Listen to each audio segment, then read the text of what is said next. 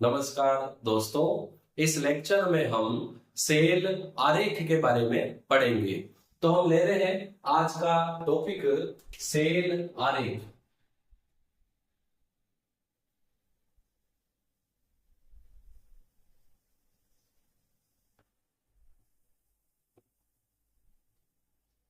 अधिकांश बुक में अलग से ये टॉपिक मेंशन नहीं है और मैं आपको अलग से इसीलिए पढ़ा रहा हूं ताकि आपको ये अच्छे से समझ में आ जाए। और इलेक्ट्रोकेमिस्ट्री में इसका बहुत ज्यादा यूज है।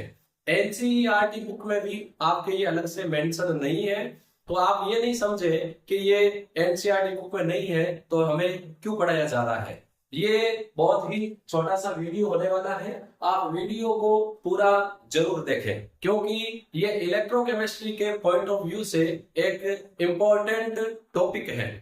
सेल आरेख, जिसको हम सेल डायग्राम भी बोलते हैं। सेल आरेख क्या होता है?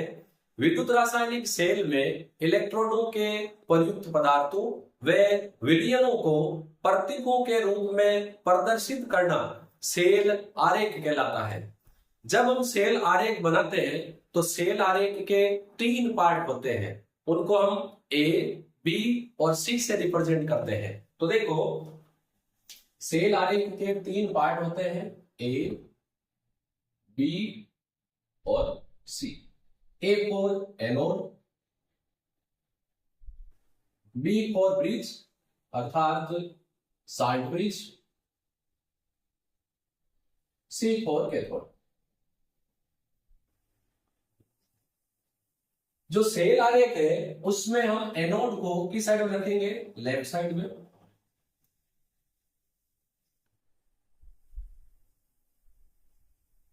कैथोड को हम कहां रखेंगे? राइट साइड में।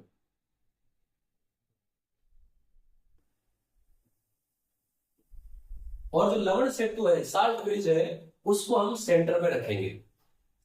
ये हमें पता है कि क्योंकि यहां एनोड है तो एनोड पर सदैव क्या होता है? ऑक्सीकरण।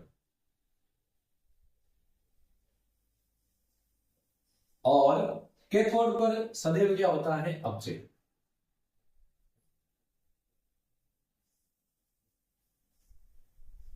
अब देखो, जब हम एनोड की बात करेंगे तो एनोड में धातु होगा, धातु आयन होगा, यानी धातु आयनों का विलयन। कैथोड में भी धातु की छड़ और धातु आयनों का विलयन होगा। तो हम जब एनोड की बात करेंगे तो बाहर रखेंगे धातु और अंदर की तरफ रखेंगे धातु आयन। धातु व धातु आयन को हम एक तिरछी लाइन से सेपरेट करेंगे। साल्ट ब्रिज को हम 2 समानांतर रेखाओं से प्रदर्शित करेंगे। 2 समानांतर रेखाएं हैं, इसका मतलब ये क्या है? Salt bridge. कैथोड में भी हम यही करेंगे, धातु आयन को अंदर की तरफ और धातु को कहां रखेंगे? बाहर की तरफ। धातु में धातु आयन को सेपरेट करेंगे तिरछी लाइन से। तो लवण सेतु में सबसे लेफ्ट में हम एनोड, बीच में साल्ट ब्रिज और फिर कैथोड। एनोड में धातु आयन को तिरछी लाइन से सेपरेट करेंगे, धातु बाहर की तरफ, धातु आयन अंदर की तरफ। कैथोड में भी यही होगा, धातु आयन अंदर की तरफ और धातु बाहर की तरफ। धातु और धातु आयन को तिरछी लाइन से सेपरेट करेंगे और लवण सेतु के लिए हम 2 सीधी समानांतर रेखाएं खींचते हैं। एग्जाम्पल की बात करें, जैसे डेनियल सेल के लिए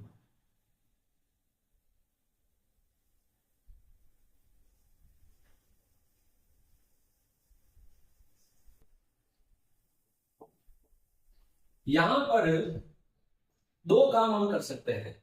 यदि हमें एक सेल रिएक्शन दे रखी है तो उससे हम सेल डायग्राम बना सकते हैं, और यदि हमें सेल डायग्राम दिया हुआ है तो उससे हम एनोड पर होने वाली अभिक्रिया, कैथोड पर होने वाली अभिक्रिया और संपूर्ण सेल अभिक्रिया लिख सकते हैं। तो यहाँ पर पहला हम काम कर रहे हैं, डेनियल सेल की संपूर्ण सेल अभिक्रिया लिख रहे हैं।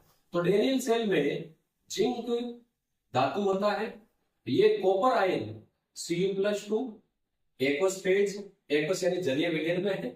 ये रिएक्शन करके दे रहे हैं जिंक +2 आयन जलीय विलयन में, और साथ में मिल रही है कॉपर मेटल। यदि हमें एक सेल रिएक्शन दे रखी है, उससे हमें सेल डायग्राम बनाना है, तो उसके लिए हमें पहला काम ये करना है कि हमें पता करना है कि एनोड कौन है, कैथोड कौन है। उसके लिए हमें क्या पता करना है कि ऑक्सीकरण कहां हो रहा है, अपचयन कहां हो रहा है। तो देखो यहां पर जिंक जो सॉलिड है यानी 0 से +2 में जा रहा है। जब ऑक्सीकरण संख्या में वृद्धि हो रही है तो यहां क्या हो रहा है, ऑक्सीडेशन। अब क्योंकि जिंक का G+2 में ऑक्सीडेशन हो रहा है तो ये एनोड का कार्य कर रहा है। कॉपर +2 से 0 में जा रही है, ऑक्सीकरण संख्या में कमी, इसका हो रहा है रिडक्शन, अपचयन। तो जिसका रिडक्शन होगा वो किसका कार्य करेगा, कैथोड का। अब देखो सबसे पहले जब हम सेल डायग्राम बनाएंगे रेडियल सेल का तो अपने दिमाग में ये होना चाहिए, पहले हम बनाएंगे एनोड। एनोड कौन है, जिंक+2 में कन्वर्ट हो रहा है। तो बाहर धातु जिंक सेपरेट करेंगे, अंदर क्या है Zn+2 आयन। फिर बीच में कौन आएगा, लवण सेतु, दो समानांतर रेखाएं। कैथोड की बात करते हैं, कॉपर+2 कॉपर में, तो आयनों को अंदर रखेंगे, कॉपर+2 आयन जलीय विलीन अवस्था में, और सेपरेट कर दिया कॉपर किसमें, सॉलिड में। कई बार विलयन की मोलर सांद्रता को आयनों के बाद कोष्टक में लिखा जाता है। मान लो यहां पर कॉपर और जिंक आयनों की मोलर सांद्रता है 1m, तो हम ऐसे लिख देंगे ब्रैकेट में आगे 1m, और ये भी लिखना है 1m। तो ये अपने सेल डायग्राम है गैल्वेनिक सेल का या डेनियल सेल का, जिसमें हमने पहले एनोड लिखा है, फिर कैथोड लिखा है, बीच में लवण सेतु, धातु को बाहर की तरफ, यहां भी बाहर की तरफ, आयनों को अंदर की तरफ। आयनों के बाद विलयन की मोलर सांद्रता को ब्रैकेट में लिखा जाता है। अब इसका हम ठीक विपरीत करते हैं, हम एक सेल डायग्राम बनाते हैं और सेल डायग्राम से हम एनोड पर, कैथोड पर और संपूर्ण सेल अभिक्रिया को कैसे लिखेंगे इसकी बात कर रहे हैं। सपोज करो मैं एक सेल डायग्राम लिख रहा हूं, Cu solid state, Cu+2 aqueous state, double line, Ag+ aqueous, Ag solid. ये हमें ले रखा है सेल डायग्राम। और क्वेश्चन ये पूछा गया है एनोड कौन है, कैथोड कौन है, या ऋणावेशित इलेक्ट्रोड कौन है, धनावेशित इलेक्ट्रोड कौन है, या एनोड पर होने वाली अभिक्रिया लिखिए, कैथोड पर होने वाली अभिक्रिया लिखिए, ऑक्सीकरण अर्ध अभिक्रिया लिखिए, अपचयन अर्ध अभिक्रिया लिखिए, या संपूर्ण सेल अभिक्रिया लिखिए। कितने सवाल हो गए इस सेल डायग्राम की सहायता से, बताइए कौन सा इलेक्ट्रोड धनावेशित है, कौन सा इलेक्ट्रोड ऋणावेशित है, फर्स्ट। सेकंड, एनोड पर होने वाली अभिक्रिया या ऑक्सीकरण अर्ध अभिक्रिया लिखिए। थर्ड, कैथोड पर होने वाले अभिक्रिया या अपचयन अर्ध अभिक्रिया लिखिए। फोर्थ, संपूर्ण सेल अभिक्रिया लिखिए। तो क्या करेंगे हम, ये हमने लिख दिया सेल डायग्राम और सीधा सामने ये लिख दिया, ये भाई एनोड है, ये ब्रिज के लिए है, और ये क्या है, कैथोड, क्योंकि इसमें एबीसी चलता है। अब देखो एनोड पर होने वाली अभिक्रिया क्या होगी, एनोड ऋणावेशित होता है विद्युत रासायनिक सेल का, और इस पर सदैव ऑक्सीडेशन होता है। तो देखो ऑक्सीडेशन होगा तो कॉपर सॉलिड है, ये कन्वर्ट हो जाएगा कॉपर+2। जब कॉपर+2 में कन्वर्ट होगा तो कितने इलेक्ट्रॉन त्यागेगा, ये कौन सी अभिक्रिया है,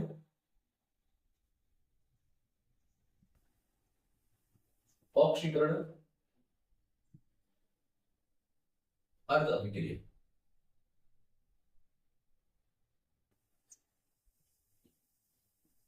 और इस सेल में जो कॉपर है ये ऋणावेशित इलेक्ट्रॉन है। अब कैथोड में होने वाली अभिक्रिया क्या होगी, कैथोड इसका धनावेशित होता है, तो कैथोड में क्या देखो Ag है। अब Ag जो है कैथोड में क्योंकि अपचयन होगा तो हम यहाँ सिल्वर आयन रखेंगे, कितने इलेक्ट्रॉन, एक इलेक्ट्रॉन ग्रहण करेगा और ये किसमें कन्वर्ट हो जाएगा, सिल्वर धातु। इसको हम ब्रैकेट में लिख लेते हैं एक्वस फेज और इलेक्ट्रॉन। तो सिल्वर धातु इलेक्ट्रॉन ग्रहण करके, सॉरी सिल्वर आयन इलेक्ट्रॉन ग्रहण करके सिल्वर धातु में अपचयित हो रहे हैं। इस रिएक्शन को हमने ऐसा क्यों लिखा, क्योंकि कैथोड पर अपचयन होता है, तो पहले धातु आयन वो इलेक्ट्रॉन ग्रहण कर रहे हैं और उसका धातु में अपचयन हो रहा है। ये कौन सी अभिक्रिया है, क्योंकि यहाँ अपचयन हो रहा है, इसको हम बोलेंगे अपचयन अर्धअभिक्रिया।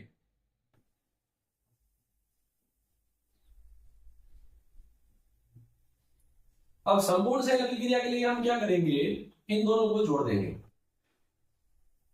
तो जोड़ने के लिए देखो यहाँ 2 इलेक्ट्रॉन है, यहाँ 1 इलेक्ट्रॉन है, तो हम क्या करेंगे 2 से गुणा कर लेंगे, 2Ag प्लस 2 इलेक्ट्रॉन।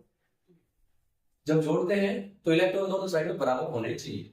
तो इलेक्ट्रॉन से इलेक्ट्रॉन कैंसिल आउट हो जाएंगे, बचेगा क्या, कॉपर सॉलिड प्लस यहाँ 2Ag प्लस जलीय विलयन अवस्था में, ये इलेक्ट्रॉन तो कट गए, दे रहे हैं कॉपर प्लस 2 जलीय विलयन वाला आयन प्लस 2 सिल्वर मेटल के।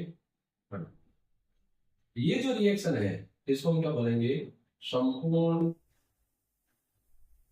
सेल अभिक्रिया। तो हमने यहाँ पर 2 एग्जाम्पल देखे, एक हम रिएक्शन द्वारा सेल डायग्राम बना रहे हैं, सेकंड सेल डायग्राम द्वारा हम रिएक्शन लिख रहे हैं, और ये भी पहचान पा रहे हैं कि धनावेशित कौन है, ऋणावेशित कौन है, ऑक्सीकरण अभिक्रिया क्या है, अपचयन अभिक्रिया क्या है, एनोड पर कौन सी अभिक्रिया हो रही है, कैथोड पर कौन सी अभिक्रिया हो रही है, और संपूर्ण सेल अभिक्रिया कौन सी है।